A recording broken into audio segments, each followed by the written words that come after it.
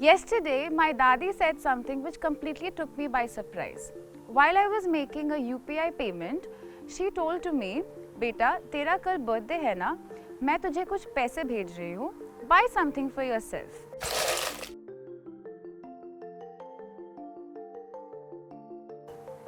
And that made me pause and wonder, where are we now headed?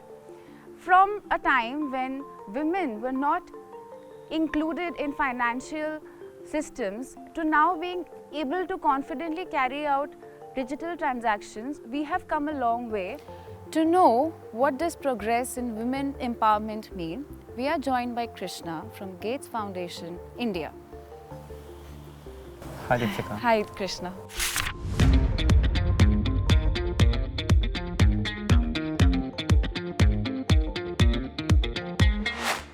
So Krishna, it's shocking to know that 1 in every 5 women lack access to banking facilities. No banking means no credit, no insurance and no savings. So how does this impact their growth economically? Great. That's a great question, Deepshika. Yeah. Right? Capital or finance is what fuels economic growth.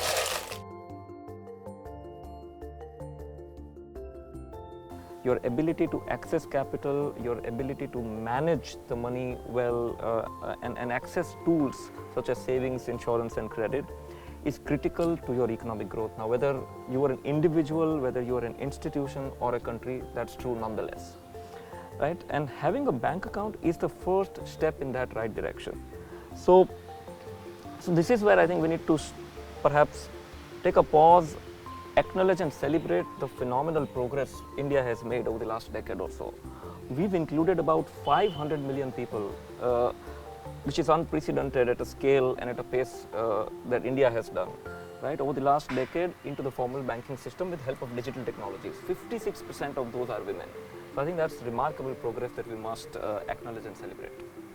So next step on that journey is to make sure that these accounts are used and women have access to the wider range of financial services that you referred to, Deepshika. Now, for example, the government came up with this idea of having one BC Sakhi per village or per Gram Panchayat, so that people are able to access these services at the doorstep when they need it. And I think a real transformation is happening in the financial landscape of rural India right now. Numbers tell a powerful story. Studies have shown that women borrowers are more likely to engage in formal loans when there is a woman to support them. It's like the saying, empowered women empower women.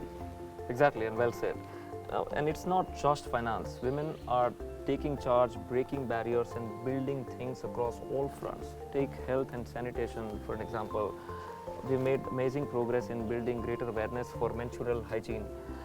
So many toilets have been built. Under the Swachh Vidyalaya initiative, more than 1.9 lakh toilets have been built just in the last few years. Girls have access to toilets. And women are not just the beneficiaries in that process. Many women are working as masons. They call them Rani Mistris. And our team met a couple of women, Urmila Devi and Poonam Devi from Bihar and Jharkhand. Just between the two of them, they've built more than 1900 toilets in a year's time. So this is solid progress have been made across many fronts, and women are leading and taking the charge. That's really like a turning point. Just like Rani Mistris, I know women's participation in the workforce is also encouraging. Could you tell us something more on self-help groups and how it has impacted women's life with that regard? Glad that you asked that, Deepshika. Not many people know about the transformative power of SHG platform. Let me tell you a little more about it. Approximately 10 crore women are organized into SHGs, covering 80% of all rural households. It's one of the largest platforms for women in the world, right? And it's one of its kind. Share some more numbers. Just over the last decade, they have mobilized, the SHGs have mobilized more than 7.4 lakh crore worth of loans. And the repayment rate or the non-performing loans have been less than 1.5% approximately, right? And the savings bit that you mentioned earlier, they've accumulated more than 47,000 crores of savings. Now, how are they using and leveraging this capital? Across the country, women are leveraging this capital, both social and financial capital, to start and grow their businesses, to build their better agriculture practices and improve their production and productivity, to build their own skills around health, education, environment, and in the process empowering not only themselves but their families and their communities. This is a huge but silent revolution that is transforming the social and economic landscape in India.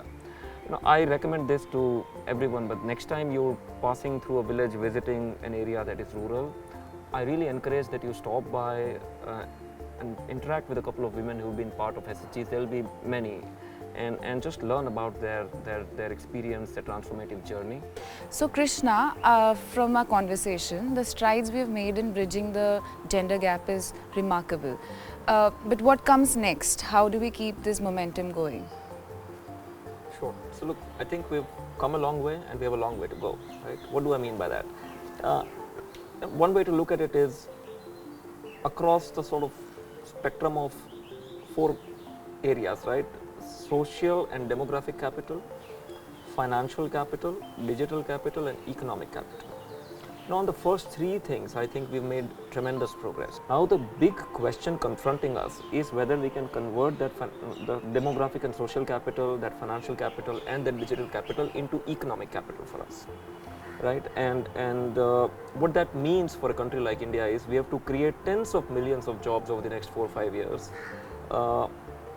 And we have to improve the quality of tens of millions of existing jobs. Okay, so Krishna, to wrap things up, we'll play a game where I start a sentence and you finish it with your thoughts. Sounds like fun, let's do it. Okay, so in the next 10 years, I hope to see a world where every woman okay, is able to make her own life choices, okay, has access to equal opportunities okay, to thrive and realize her full potential, okay. and is able to support others in doing the same. Amazing. And one last question. What is the most important thing a woman should do for her financial well-being? It's a great question. And everyone should do this, but women more so. I think to cultivate a habit of consistent savings, no matter how small or big the amount is. Yeah. That is one of the most important indicators of your financial well-being and financial health. Okay, wonderful. I'm really inspired by how much is already changing, and I think this sets pace for the next generation of women to thrive. Thank you so much for talking to us. I think it's an idea whose time has come. We are fortunate to be working on something that's so exciting and impactful. Yeah. And I hope everyone can play their part in making this world a slightly better place for women and everyone around them. Absolutely. Thank you for this insightful conversation. It's conversations like these which make us remind us of our possibilities, to gain our full potential. Thank you so much. Thanks. Thank you. Progress in India is a journey that we have embarked on, one that is built on continuous growth, innovation, and collective effort.